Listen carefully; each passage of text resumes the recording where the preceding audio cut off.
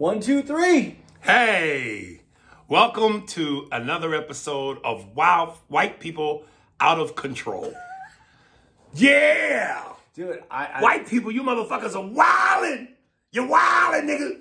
Dude, I think I look like a lot of those people that were there. You look like you could have been. Yeah, look at You that. look like you could have been. All you missing is a Vikings helmet and a spear and a shield, nigga. And Woo! my son True's into cosplay, so I'm sure I could have got a spear and a shield. Might have. Spears and Steinberg, y'all. We are going to jump right into the debacle soup. Reminds me of a Dave Chappelle when he did the spoof on The Real World, MTV. The niggas is wild. You put the white boy in the house with five crazy niggas. Is what you did. White people, go ahead. You want to start? Well, I was just going to call it the catastrophe on the Capitol. Something like Right. it had a kind of a little flow to it.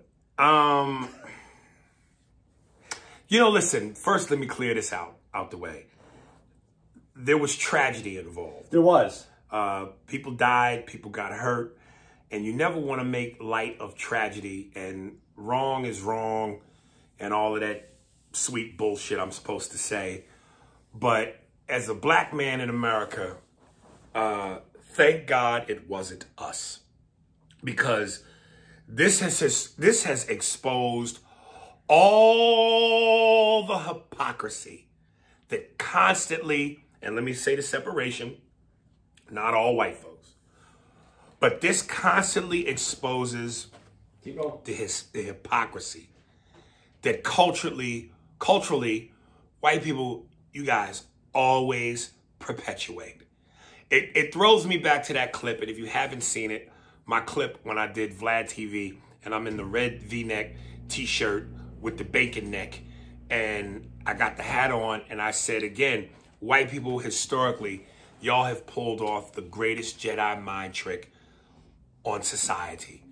The fact that you act like the black man and black people are to be feared is the biggest hypocrisy on the planet. When historically,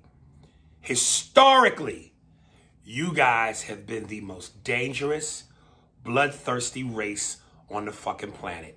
You killed all the motherfucking, wiped out all the Indians. They wiped them out of them all. What's left? You gave them casinos. .00. Okay, but you gave them casinos. Whatever. You raped and pillaged. You damn near wiped out an entire race of people. You kidnapped niggas, brought them to America, slaves for over 400 years, beat us, whipped us, stripped us of identity and self, separated us from our families, taught us what you believed was your religion, and praised what you praised, fucking hung us, raped our women, castrated us, burned us at the stake. Flash forward to the 60s, civil rights, dogs, water hoses, church bombings, assassinating and killing our leaders, Medgar Evers, Martin Luther King, an unjust justice system, police brutality, illegal discrimination with housing, and all the terms you've given us, savages, animals, Black Lives Matter is a whatever descriptions you've used to describe how chaotic we are, and anarchy, and we don't respect the law, and Blue Lives Matter, and all that bullshit. And you guys have displayed, some of you, not all of you, I'm not talking about the good white folk, but you have displayed what you have always displayed throughout history. Woo! Destruction, mayhem, anarchy. And somehow the rules are always different when y'all do it. But history has shown us such. And the other day, that display of wild debauchery towards the Capitol Hill, there we go. Can I? Please. I take offense. Please. You said please. Good white folks. Yes. This is a time in history when you can't separate good white folks from white folks. You lumping them all together? Listen, you guys, as a race, as the black race, you've had to be lumped together for everything that's ever happened. Fair enough. So when this happens and it's the face of white folks, it's the representation of all white folks. And can I just say one thing before you continue? And this is a small problem. thing. Before I came over here, I was watching one of the greatest, gayest movies ever, Grease. Why is it the case? Come on, we lightning, come on, grease lightning, grease lightning. The tight uniforms, nigga, and some of that movement, grease lightning. Nonetheless, the rival gang, the dude with the black car with the flames on the side. With the bad face. Right. As he's riding through downtown, the car's full of his boys. Woo! Destruction, mayhem. That woo is attached with a history of destruction. Destroying shit. Again, niggas, we don't have that history. You were saying. Okay. Some of the things that we found out. We actually, as white folks, we've actually shown, which is interesting to me because the group of white folks that were there protesting were actually the people that wanted the wall, and they showed why the wall doesn't work. So I thought that was pretty interesting. The irony. Listen, like we could get into. We're going to get into it. We're gonna try to get through all of this, but there's a lot going on besides just this. And when I say just this, this happens to be a lot more. It's about insurrection. It's about protest. It's about criminal trespassing. Plus, and it's actually. I would like to understand if because there was a death. And not to minimize anything, we're comedians, we're going to joke about the irony of some of this. And not to minimize the part where we do talk about the death. But here's my question to it. Are the people that instigated this going to be held accountable for the death? Because, as you know, when a felony action occurs, if someone dies in that action, you are also responsible for the death of that person. Now, let's be clear. When you say the people that instigated this, we talking about who we think we talking about, no, right? No. This is where we're going to... We're not talking about Trump. We're not talking about Giuliani. Yeah. No, I'm not talking... Well, you could be talking more about Giuliani than Trump. I think we're talking about both of them. Well, this is where we're gonna because when you're Giuliani and you say trial by combat, yeah, you are stoking the flames. I'm not saying you didn't. When you are Donald Trump and you say, and this is why Donald Trump supporters are so fucking dumb and clueless. I want you to march down to the Capitol and I'm going to be there with you. Yep. And you weren't. You did what cowards do. You do so many times in like movies like one of my favorite movies, American History X. The dude that plays the lead Klansman, I forget what they called him, but the one that when Edward Norton decided he didn't want to be part of the KKK no more, he went to the dude's office and said, leave my brother alone, and then ended up punching him out and kicking him in the face. So many of these motherfuckers want to lead an army to do destruction, but then vanish when the destruction is done because they don't want to go to jail. They don't want to do the time. But that's, and I'm not minimizing, it's really important that I'm not minimizing anything that's happened, but that is in all power. The people that instigate or lead, no matter what it is, they're always the people in the back. Well, no, because remember, we talked about Good Lord Bird and Ethan Hawke's character. What was his name? Do you remember? Brown. Of course you don't. It's me. But he was with him. He was, but he was. It wasn't. Martin Luther King led the charge to the point where he died. Yeah. Malcolm X, he died. So some niggas take the L. They take the bullet. But I'm talking combat. Yeah, but with Martin Luther King, I would definitely go that direction. That he was always the face. And you see, in terms of what I just said, the difference between the cowards and the heroes? Yeah. Both are going to pay the cost. Well, no, the coward doesn't, which is why he's the coward. He runs, a la Donald Trump. Well, did they really believe that Trump was going to go walk down there with Yes. Him? That's why they're idiots. Yes. He's their messiah. They believe everything this motherfucker says. When listen, as much as we would like to call Trump negative adjectives, as dumb as he is, he's smart. Because he says all the right things. When he told, I love you. He told them motherfuckers, I love you. That's one of the biggest things an abuser says to the victim. I love you. Now I'm going to pop the shit out you, and you still going to be with me. You're the first. I've watched endless amounts of hours of news since this happened, and you're the first person to bring that up that way, which is really smart. I never even thought about it from that point of view. We love you. Yeah. I'm going to abuse you. The domestic abuser. But he loves me. He said sorry. He bought me flowers and candy. But you got your 18th black eye. Because when we went to start this podcast, they were talking about they brought up the "I love you" statement right now. Right. I never thought about it from that perspective. And it's perfect. It's strategic. He knows what the fuck he is doing. Yeah, I never thought about that. But yeah, that makes more sense. That makes more sense. Yeah, I just led you down a path. You're my people. I love you. They're taking your rights. They're minimizing you. They're making you feel forgotten. This is not your country anymore. Fight for what belongs to you. I love you. I love you. Now go on, fuck up your lives more than it's already fucked up while I sit back and do nothing. You fucking coward. Yeah, Come on, man. Well, listen, the only thing is, he didn't... I know you put him in that coward state. Not defending. First of all, let me get this out. I agree what happened there. I won't say as far as that he well, yeah. I blame him for what happened. Let's put it that way. I blame him for what happened. Legally, I don't think that anyone's going to be able to prove it. And there's a huge difference between legal and emotional, and what you can prove and what you can't prove. Emotionally, we can feel like he did that he instigated that situation. Can we prove legally that he did?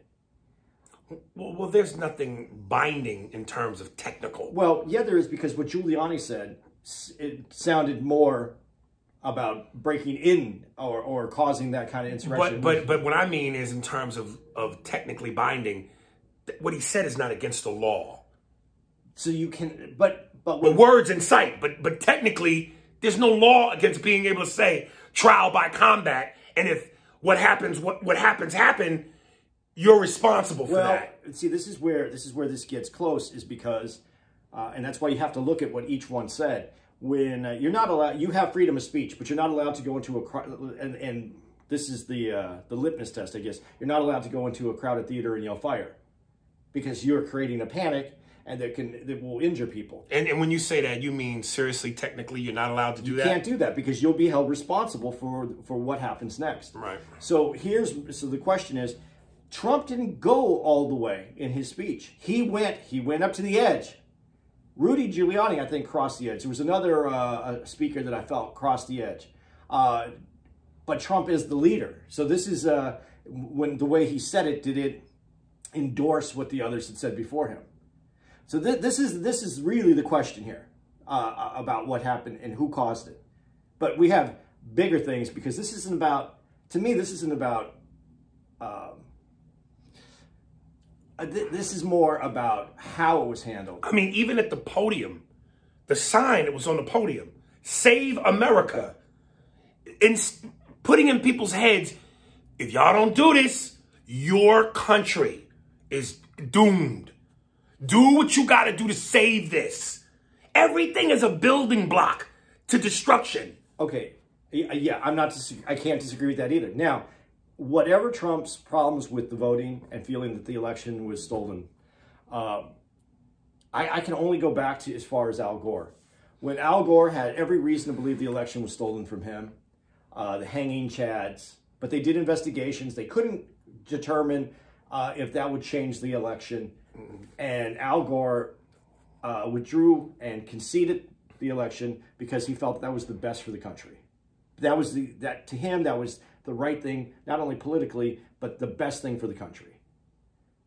Trump, on the other hand, if he really felt that there's some voting irregularities, which haven't been proven, but you can't prove them until you investigate them all completely.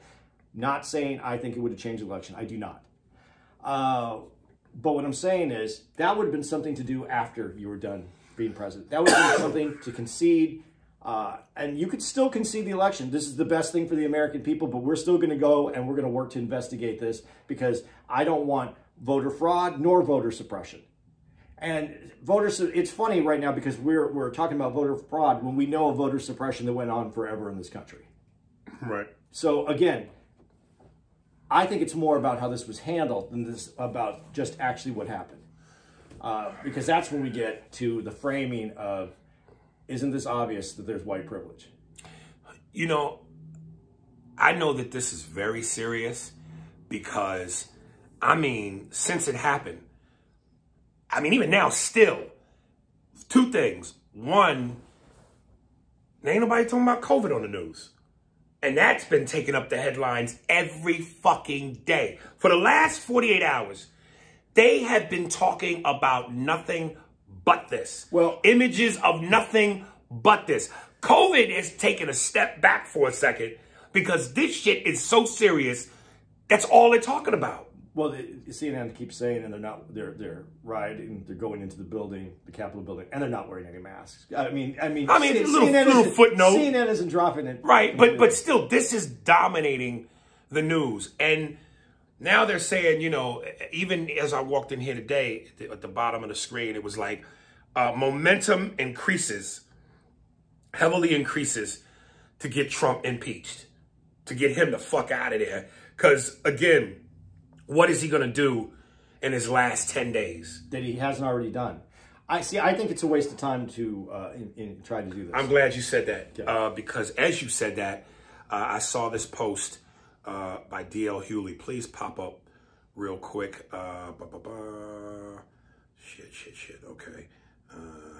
And Steve, please edit all this out. God damn it. I so want to get to this post to read these facts. Push in DL. I know. Oh, shit. Damn, it was close to here. That's why I was hoping it was just going to pop. All right. DLX. Oh, okay. Cool. So, Steve, cut that bullshit out. Coming out of that in 3, 2, 1. I'm glad you just said that because you just noted that it's no big deal. No, I didn't say it wasn't a big deal. I said I think it's a waste of time. A waste of time. Okay. This is from Ben Cistoli, which DL reposted. For those wondering if it's worth impeaching him this time, it means he, 1, loses $200K pension for the rest of his life, 2, loses his $1 million a year travel allowance, 3, loses lifetime full Secret Service detail. That means he's accessible. I gotta take the scene from Beverly Hills Cop 2 at the end when they finished that big gunfight and shit. Is he a regular civilian now? Yes. I'm gonna kick your ass later. Just remember everything we're saying right now. And I've been afraid of this. And this is the last one. Okay, go ahead. 4, loses his ability, which I think is the most important, to run in 2024. Yeah. So when you say it's a waste of time, is it really? Well, it's a waste of time for a couple. To me, it's a waste of time for a couple reasons. I would really push hard for the Congress to get him to resign.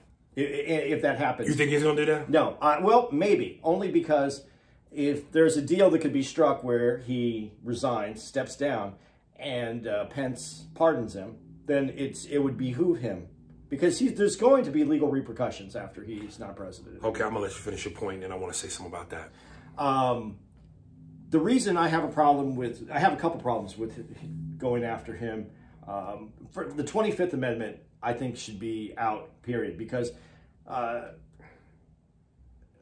not because Pence says it isn't what he wants to do, because Pence can't say if he wanted to do it. Because if he did say he wanted to do it, then Trump only has to fire people that sign off on him, enacting the 25th Amendment. And then those signatures will not work because he needs 50% of his staff to be able to sign off on it. Right. So I don't think the 25th Amendment even works if you try to get it done at this time. But the impeachment, by the time they do the articles of impeachment, get it over to the House, get this done. If they get it done in time before he's done, then they still have to go to the Senate. And the Senate, they have to wait till after the new Senate comes in. Because these old Senate, if they were to give it to them, they're not going to impeach him. Because it's still the party that hasn't held him accountable. So they'll have to wait till afterwards, which they could do, and then he won't be able to run.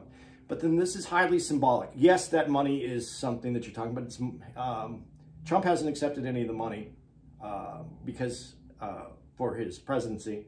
He has a PAC that he's made millions and millions of dollars off, that he can use the money at his, most of the money. I don't know what the percentage is, but a lot of the money, let's go with a lot of the money, at his discretion, because he's getting it for legal, and so that'll be tied into his travel expenses.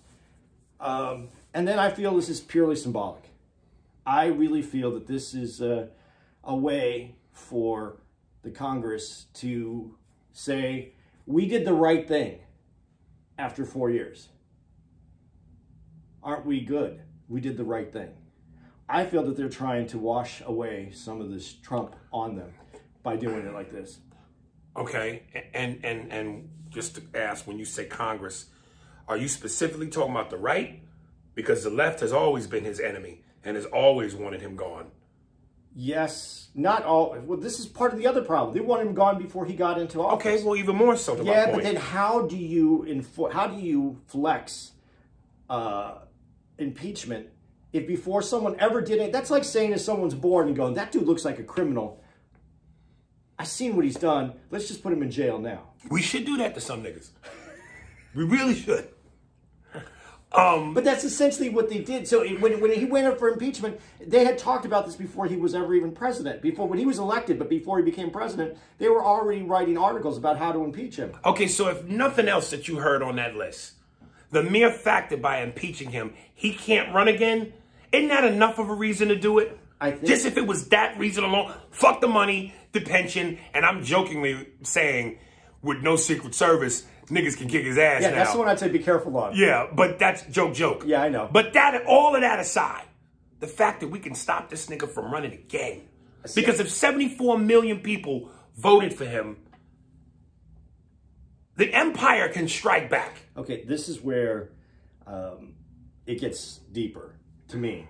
I don't think he's going to run again. I don't know. I don't think that was his intention. I think he's older, but what he's going to do, without a doubt, he talked about starting his own cable station. That one he talked about. He has the following to do it. But here's the part that I think is the part that scares me the most with him. And this scared me the day that I heard him do this. When Congress approved the $600 relief package that was going to go out to everybody. And it went to his desk and he said, it should be $2,000. And then he read off a list of all the fat that was in that list of things that we were spending basically $1 billion on, billions of dollars on. I think he was trying to sabotage both parties. And I don't think he cares about the Republican Party. I think he wants to kill that party because he's going to come back with his own party. So you could take away his right to run again, but he's going to come back with his own party. I've heard rumbles around this on the internet, the Patriot Party. This is something that he could do. He could run that party, and he's going to get other people elected. Because the president is one part of the party. He runs the party's agenda. But when you start getting people in Congress, you're affecting the way laws can happen. You know, one of the political pundits said, and I forget the guy we actually mentioned, Lindsey. Yeah, Lindsey Graham? Lindsey Graham. All the Republicans, but particularly Lindsey Graham, was on TV going, all right, this is it. I think now's enough's enough. And one of the pundits went, why did it take this long into his presidency for so many of you to say enough is enough? Enough should have been enough. And they're talking about once he leaves office, lawsuits, wrongful death suits, the banks are going to want their loans back, possible jail time for this and that. All the rats are running from the ship. So do you really think he'll be able to do the things you just said when it feels like he is a pariah? Yes. No one will want to touch him. He is growing.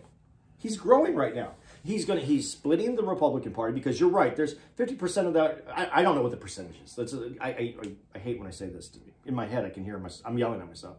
There's a percentage of people in the Republican Party that he fractured. They're going to go, I don't want to have anything to do with this.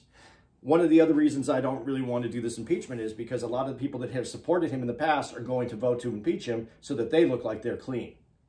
That's a big deal to me because this is how they get on the record. You want to get it on the record, censure him. There's more that should happen, but him, I don't think that this is a win for us because he is going to get his own party. He is going to bring people over that feel disenfranchised. There is a problem with the liberal side. again, people always say, why don't you take a side? I'm in the middle, guys. I'm in the middle, and I listen to everybody's. But there's a problem on the left as there is a problem on the right. There are problems on both sides. I want to talk about something else, but I don't want to get there too soon. But I like to go to the social media side, the billionaire packs, this trillions of dollars that really is affecting America and how we're going to go forward. But there is a conservative side that's going to be heard. And I know that we're going to say Trump's people, I've heard it, we fought on this before, whether they're racist. Let me just put it this way. If all of Trump's supporters, all the people that voted for Trump, are racist, by that theory, then that means everybody who voted for Biden is not racist. And we know that's not true. So the other side cannot be true. I mean, and look, that excuse me, that brings about the argument that a lot of black people are like, you know, y'all voted for Biden like Biden is any different or any more or less racist. I mean, and you know, they'll bring up the articles and the interviews and the things that he said that has proven such. But I don't want to get into those waters too deep regarding Biden, because Lord knows we've gone down that road before when I've said, bottom line, show me a white person that's never been racist or said anything racist at any point in their lives, ever. I don't think that person exists. So I don't want to go down that road. But when you bring up Biden, one of the things I wanted to bring up about Biden is, you know, when he came out and to try to, you know, calm things down and said, you know, this is not who America is. We are better than this. This is not America. And then he used the word mob. And I went, that's exactly what America is. Yeah. That's exactly what America's been. Especially when you use that word mob. Because when you go back, again, from slavery on, even after slavery, in the 1920s, 30s and 40s, and I forget what year specifically they said the last lynching in America was in I forget the year, but from slavery till that year, every picture you've ever seen of a nigga hanging from a tree, what was around him? A mob. Yeah. So I get what Biden is trying to say in terms of we have better qualities on paper. This brings me back to your potential thing. America on paper, in terms of its potential and what it could be and what it should be, makes us the greatest country in the world. But don't say that this is not America, because this is America. But then when Biden came back out and he spoke on the second day, he corrected that. Did he? Yeah, and that's when I was impressed with him for a second. He said... and how ironic that a man who would go, this is not what America is, but yet we have you on record. Yes. Saying some vile racist shit. This next day, he said this was unfortunate, and then he never brought up that this wasn't America. This is unfortunate. He brought it up in a different way where he let us know that this is what America is. And you can't address the problem until you recognize the problem. So this is what America is. When we get to, are we going towards like how this happened? Are we there where we bring up the fact that there was no protection to the Capitol building? Yes.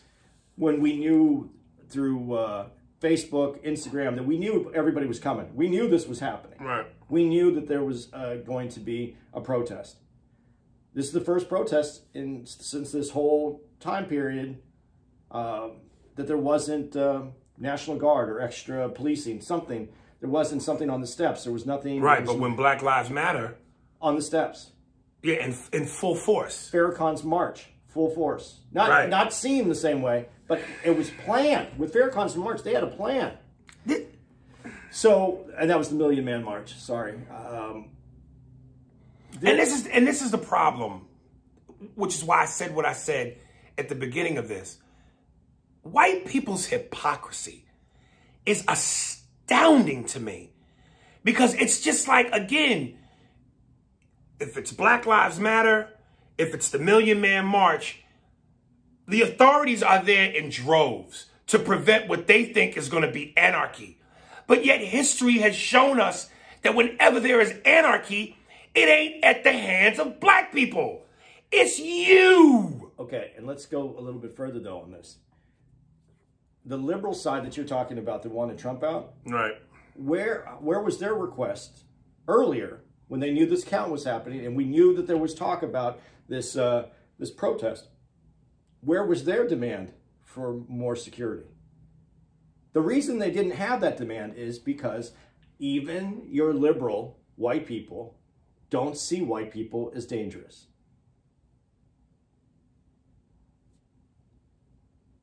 When we read the emails, we have an email from my man Ramon Martinez, and he asks about the N-word. And then we're going to play a clip about a young black brother. He was the same black brother that broke down to Mitch McConnell about appropriations. Is that right? What would you call it? Fuck me, I'm blanking out. Black people giving them their 40 acres of the mule. Appropriations. Yeah. And he explains to a white girl about the use of the word nigga. But there's something that he says that goes along the lines of what you just said. So, but I'm sure for those of you who listen to this, stay tuned and keep that in your mind, because when I play this clip, it addresses that. And that speaks to that this is America. Right. There is a certain sense. I don't want to give it away what he said, but again, I have said repeatedly, and let me say again, to not all white people, so to the ones who are not like that, mwah. If you're the ones that aren't like that, you already know that. Okay. You don't have to keep saying that. Okay, but to those, historically, and I know because it is just, it has been ingrained in you guys as a race, that everything belongs to you, that you are superior, that you don't like being told no. How can you be told no when it's yours to begin with? And there's this arrogance, this dismissiveness, this naivete that is just embedded in so many of y'all, which is insane. The idea that there were white people who stormed that Capitol that took selfies with the cops. There were cops who let them in. What part of the secret society is this? But since you went to getting in and the secret society that you're talking about, I'd just like to say that there is, for the people that came out to protest, there was nothing wrong with the people that came out to protest what they felt might have been a fraudulent election. If you feel that way, there's no reason not to come out and protest. Come out and protest. Come out all that you want to protest. The protest ends at the steps, though. That's where it's always ended, right there in front of the steps. Right. There are actually real people that were in that crowd, though, that incited this. And this is where we go back to did Trump light the fire? There were people in there that we saw. Now, as you watch these videos and these pictures, there's people there that had the police plastic handcuffs, the zip ties. Yeah. They were coming to start this. They were there already. There was people who came in armed. They were there to start. A lot of these people, the dude, I'm not going to say anyone, but that dude who was carrying out the podium, I don't know him, so I'm not, this is no way giving him a pass either, but the guy who's carrying the big podium, right? You think that was someone who wanted to start a coup, or is that just some dude who came for a protest that was high and decided to run in and grab it when he saw everybody else going in? I'm not giving him a pass. I'm not saying that he was allowed to do that. Right. I'm saying, is that the same type of person that was carrying the cuffs that was, or who came in with guns? Regardless, he came in. He's going to get what he's due. Right. I'm just saying, there's different mentalities that were on that block that day. But one other thing that I want to say, because I read a post that you had, and someone said that this was political. This wasn't racial. Yeah, and okay. I went at this motherfucker. But I want to make sure that I say this before. If you want to say something before that, because I brought it. It's your post. Right. If you want to say something before it, fine. Yeah, I said to him, and again, I just said it. A certain amount of naivete, where he's going, this is not about race. This is about the government versus the people. And in all caps, I'm yelling at him, open your fucking eyes, man. What part about this don't you think is about race? Of course it's about race. You don't see that? And of course, and this is why I go, the arrogance, the dismissiveness. 1,000 niggas hit him back and reiterated what I said. It is about race. And pointed out all the different angles about the race. And he still kept dismissing it. He fought every single one of us tooth and nail. How arrogant and dismissive do you have to be when you have the victims telling you what it is and you still say no, it ain't? I'll even go to the guy who sent you that. I'll go all the way up to the protest, to the steps. That was a protest. That was because you had a belief, and we can define whether that belief falls into some amount of racism. Right. But up to the steps, I'm going to say, okay, to that guy, okay, you're good. But how everything happened from the steps and the lack of anybody being there to protect the steps is everything about racism. That there wasn't anyone there because they didn't view white people as dangerous. And the other thing I'm going to say is because someone on that post said that, well, that's not true about it just being towards black people, because in Black Lives Matter's protest, there were white people there as well. And I was going to ask you, there were, he tried to say there were some black people at that Trump rally. It was like Finding Waldo. Yeah, there might have been 2 or 3, but not really. So I was going to ask you, when you do look into that crowd, if you spot a black face or 2 or 3, does that now change the argument? No, just like it didn't change it for Black Lives Matter, because Black Lives Matter had a black face to it.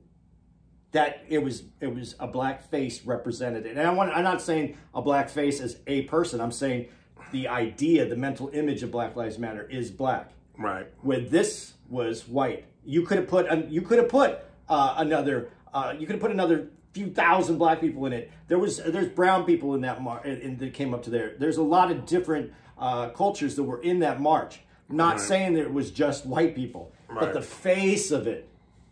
The reason you were relaxed and you didn't feel like you had to worry about those people is because the face of that was white. Right. So that negates that whole argument. And I have to believe on some level that all these white people who are doing what they are doing, they know they've been called racist. They hate the fact that they're being called racist, even though they know they're racist. So to debunk that argument, I would think they would go, look, if we got 3 niggas in this group, leave them alone.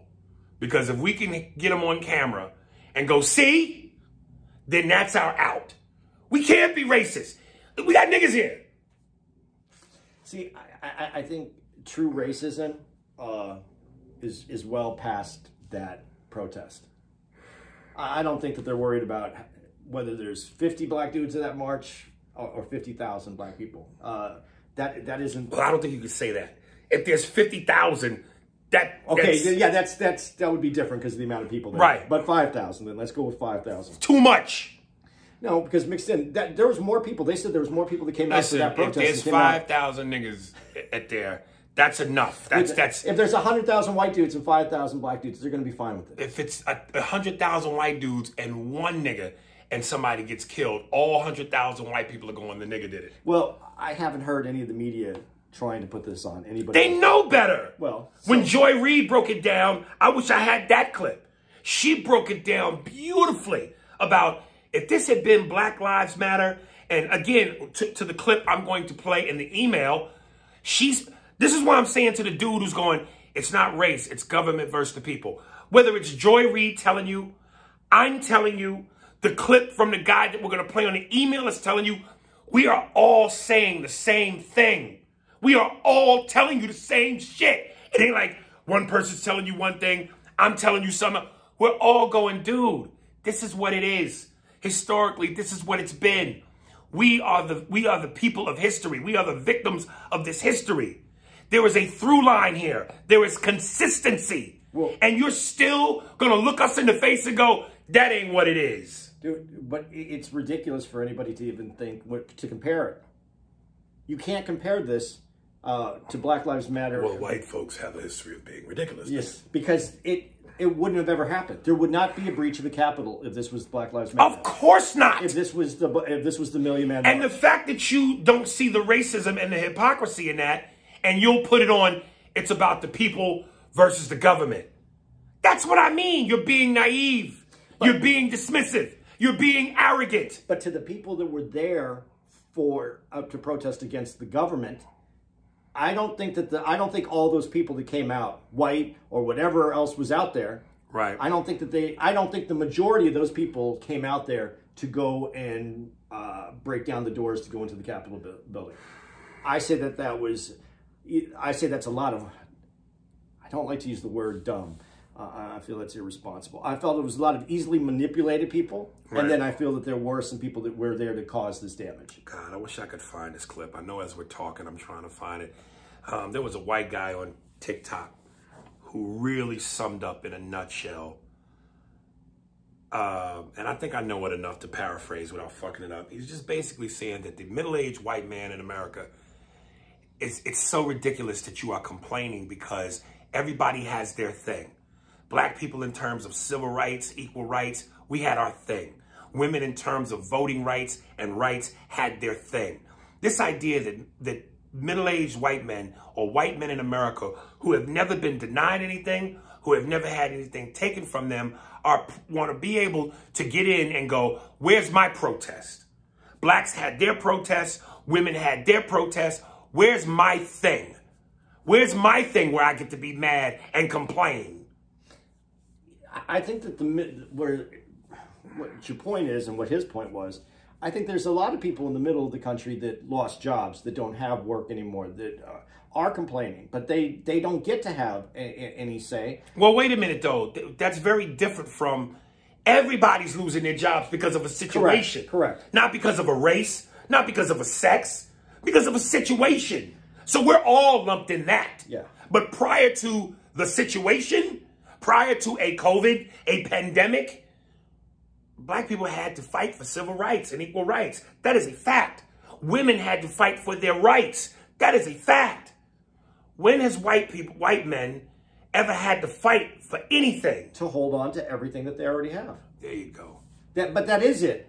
Because if you remember, even in the Good Lord Bird that you're talking about, what were the white guys saying? And they used, that's why I say I compare it to right now. And that was a cry at that time. We're losing our rights. White men back in the Civil War time were complaining about losing their rights. That's what's part of the sedition for the states were. They wanted to leave America and form their own country.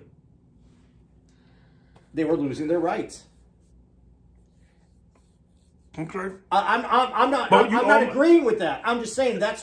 No, I know you're pointing. I have to say, but you have to see you're not agreeing with that. Yeah, because everybody's going to write. Because it sounds like you're validating. No, not validating at all. But that's been the rallying cry for white men in America. That's what's the rallying cry for. Well, any group that's in power, is going to be the rallying cry, and it happens to be the white men throughout. For the last, I don't know how many years, hundreds of years. Well, maybe it's just your turn. I'm gonna look at it like that. Yeah. We had our turn. We had the turn. We held on to the turn, and then women had their turn. It's your turn now. Well, to lose. It's not even. And I don't mean to say that like, you shouldn't lose. Like, look, you don't want to be out of a job. You don't want to not be able to take care of your family and your kids. So I don't mean it necessarily like that. But I'm just saying. But it's not about losing because you already have all of it. This is okay. If I'm going to use a bad example because I just wanted. This is a comedy idea to make it funnier. If there was a store that you went in and everybody was looting the store, and everybody goes in and they grab everything and they run out and they run home, and someone grabbed more than they can carry, and they trip on the way out and all their shit goes everywhere. And they lose a major part of it. What does that mean? That they took more than they should have. When we lose things, it's because a lot of times it's because you had more than you're supposed to. As our rights, as some of these, I don't even want. Yeah, there were rights. There were rights for white men. No, it just means you need to learn how to steal better. Because I'm telling you, crackheads do amazing things. Yeah. I've seen footage of niggas stealing a refrigerator on a bicycle. But what I mean by it is, if you have too much and you're taking, and this is going to come up later in this podcast, when you have too much and you're not giving back, or when you're holding on to something that you know is not, I don't want to use the word correct either, that isn't human, that you've taken more than you're supposed to. that's not going to stay with you. That should go back. And that's kind of where we are. We're finally in a period in this country where I think there is framing of the conversation in a way that white people aren't going to be able to go, no, it's not true. And I watched it. I did watch it on Fox, where they have a few pundits saying that isn't the case. That was different. That this isn't. That it wouldn't have been different if it was black people that were marching. They're wrong. You know what's great is the truth ain't never going nowhere. And that's what's great about the truth. The truth is one big mirror. And I don't care how you try to dress yourself up, how you try to hide it, manipulate it. When you look in that mirror, what you see is what it is. And as much as you may not want to laugh at something or acknowledge something, when that mirror is staring you in the face, there's a part of you that can't hide what that reaction is, because it's real. And you say something, we're here in Virginia Beach. Last night, you said something off the top of the show, off the dome, that had the white people not only cracking up, and the black people for sure cracking up, but the white people having to look into that mirror. Remember what the first thing you said? Yeah, I asked if there's some white folks in the room tonight, and they went, woo, and I was like, it's not as loud as we used to be. Yeah. I forget what you followed it up with, but that alone, yeah, and it killed.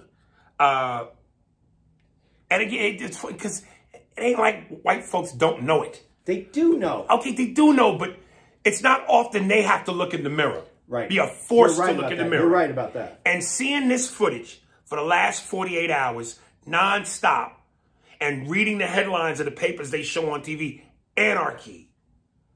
Words like anarchy and other colorful words that describe mayhem. And it's y'all. Y'all are the face of it. I forget what black girl in politics sent out a tweet, and DL reposted it, where she's just basically said to all black people, sit back, y'all. Yeah. This ain't our fight. Yeah. Get your tea, get your popcorn, watch. Here they go. This ain't our fight. And now here we go. I'm about to beat the dead horse. This is why I say to all you short-sighted, ungrateful-ass niggas, let me try to break this down one more time. When you go, what did Obama do for us? History, the truth, doesn't go anywhere. It's forever. It's cemented. So, and remember what we're talking about. And this is part of it on the news. Race. Had it been Black Lives Matter. Race. Race is the foundation of this country. It was built in, it's built into the fucking fabric. It's as American as baseball and apple pie. It ain't going nowhere.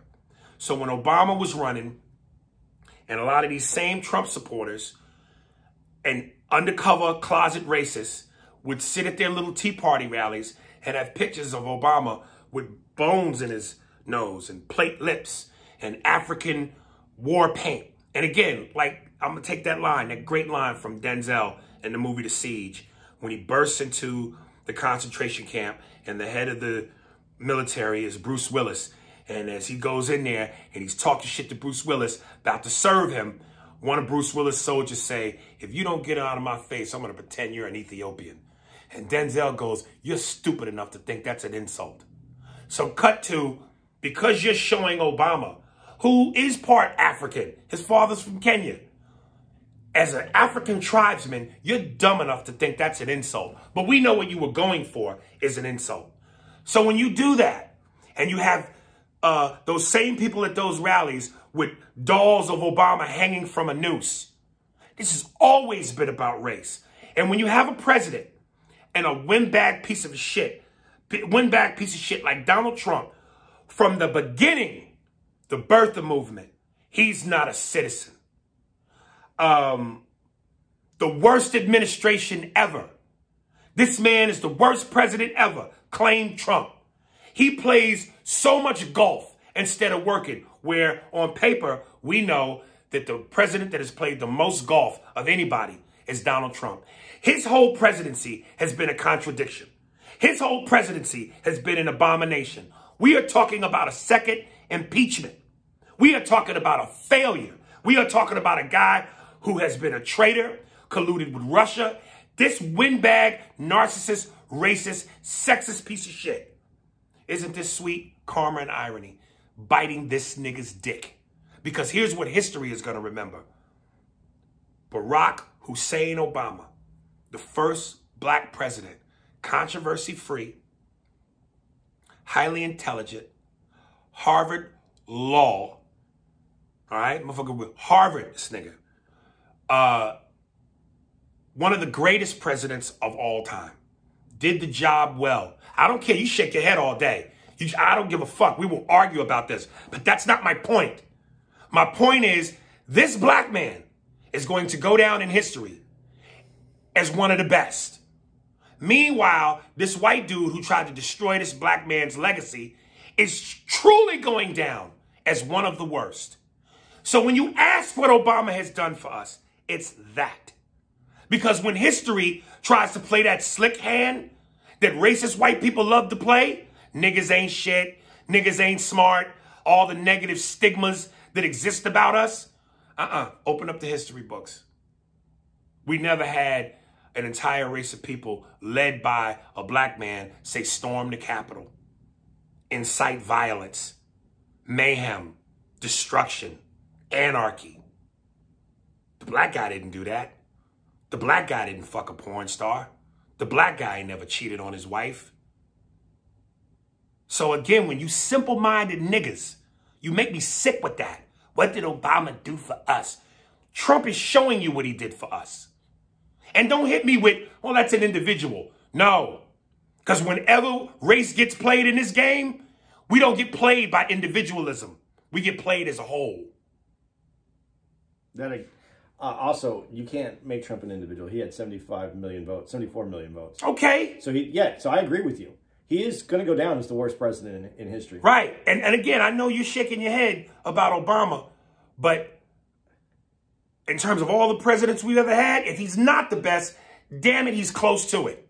I never said that he was a bad president. I never said that. And if we have to cut it in half and put half bad and half good, he's going to be on the good side. I'm not trying to say he wasn't Rashad Simmons. I'm not trying to say he was a bad president. That's not my point. When you say the bad, I told you I have issues. If you want to break down the issues one day, we should have a. But you've broken down issues before on the podcast. Yeah, some of them. I didn't get them all. But there's going to be a problem with the presidency of the United States from Reagan all the way. And again, I'm not saying Obama's been perfect. Nobody's perfect. No, but the thing. And I know politicians politic. Okay. So I know there's some things he's done in the way of politics, but that's his job. Okay. Here's where you getting this pushback, especially from black people, that you feel that's so. Why you're amazed that black people would have that, because you're looking at Obama in one direction. Obama had an opportunity, and I don't feel it was a very good opportunity because of the state of the country at that particular moment, because it could have gone, like I said, it could have gone into depression. But it didn't. It didn't. And why didn't it? Okay, but here's the problem, some of the problem with that. There was a big stimulus package, and what did that stimulus package do for the black community? Why didn't any of those bankers that crashed our country, why didn't any of them go to jail? And why were those banks rewarded with fucking welfare to prop billionaire white men up? Now, this is where a lot of people get mad at what happened with Obama. When you say people, you mean black people or everybody? Everybody, but I'm not speaking to everybody. But I'm also saying, but the black community didn't benefit. Yeah, they did. They did. As a culture. And fuck that. Not as a culture. Given what he was up against, the resistance, which we know was racial too.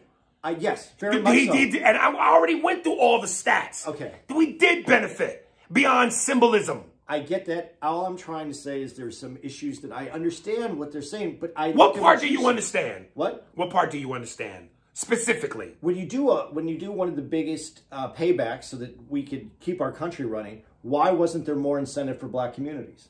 Why wasn't there more taken care of in the black community? And you're going to say it's because he wasn't the president for black folks. He was the president for all of America. But no, yes. But also, again, he was fought tooth and nail. At the very beginning, it was a Democratic Congress. He could have got the thought was that he should have got more at that beginning agenda. But he was fought after that. After that first 2 years, anything could happen.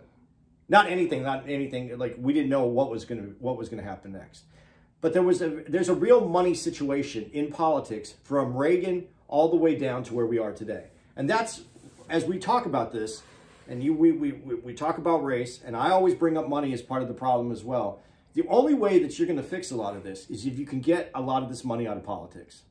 Because people are bidding, and you just said Barack was a politician. We have favors. Our politicians have favors that are owed for money that they get. And that's a bottom line. That's why there's a whole business of giving money and getting something for the money that you give. And that's why even if you're a liberal, you still give money to the conservative side because you want to have favor if they win. Money has to come out of this. Elections have to be changed where there's only a certain amount that can be spent on an election. This is getting off topic of where we were, but it's a big problem, and money creates this problem. Listen, I hear you, and I don't want to get off into the money thing because we've gone down that road, and I'm being honest, quite frankly, and I've always said this, I'm not a political savvy dude like D.L. Hewley and like Bill Maher. So I don't understand everything. My point was speaking more or less to the racial side of this historically, because like so many political pundits said, black and especially white, had this been Black Lives Matter, imagine everything that is going on right now, but with Barack at the helm. And instead of white people storming the Capitol, it's niggas. Do you think for 1 second historically, we would not be reminded of it every fucking single chance we got? I would like to see white folks would remind us, you niggas was terrible. Look what you niggas did. Look at this black president.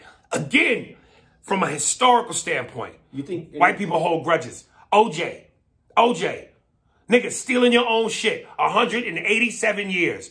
Really? That was for that? Nah, nigga, you killed 2 white folks and got away with it. You beat the system. Nigga, your ass is in trouble. If it was Barack and it was a black protest, do you think, can you tell me the cop that was going to open the door for them to storm into the Capitol? Right. I mean, we've gone down this road before where we talk about policing, and so there's when you frame it, get in close, get in on a tight frame of that picture. A cop opened up the door to let this insurrectionist into the building. Take a look at that picture. Now reverse that. If you're white and you said, "No, this is just politics," reverse that a little bit. Put a black president in the White House, and now black people marching up the steps. Show me the picture in your mind where the cop opens up the door and welcomes them into the Capitol building.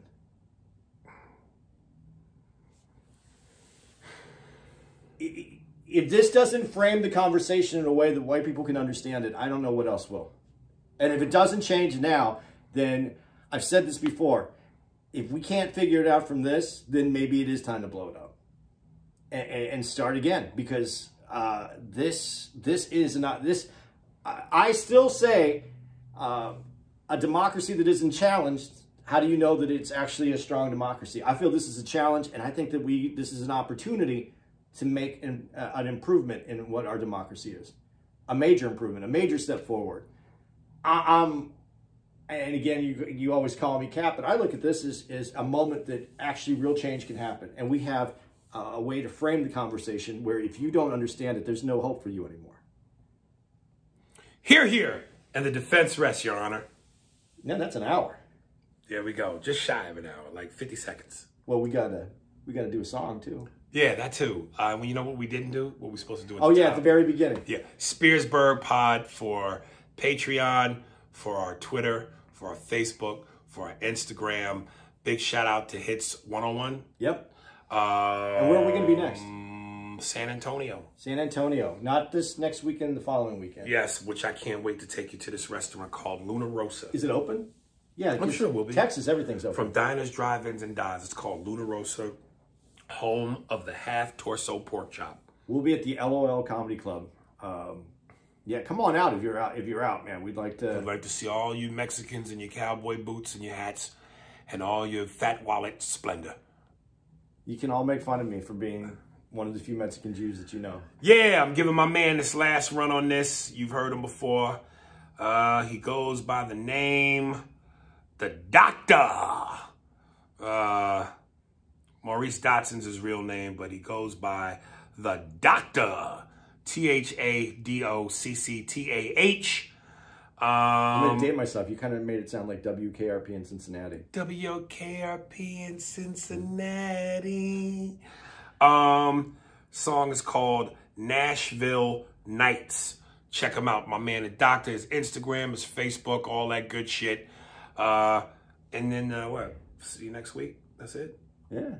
All right, boys and girls. I hope you enjoyed. White folks, please calm down. Please relax. Do what you got to do to... Whatever helps you motherfuckers go relax. Go hacky sack, play some hacky sack, drink some Jaeger. You know, I think we should do a podcast called What White People Do. I would love it to be like a bunch of more black dudes in the room. And Yeah. you just tell me what you think that we do when we're all being white together. Yeah. Sit in the room, talk about niggas while you listen to rap. While you listen to all your hip hop, talk about how niggas ain't shit. But then when you hear your favorite cuts, Wild Thing, Funky Cold Medina.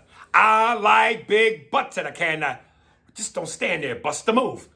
All the shit y'all listen to that niggas have never adopted. You can't touch this. You can't touch this. Doom, doom, doom, doom, doom, doom. I hate niggas. You can't touch this. Doom. Jump, all right. jump, yeah. jump around. Jump around. Nashville Nights. Enjoy. Goodbye.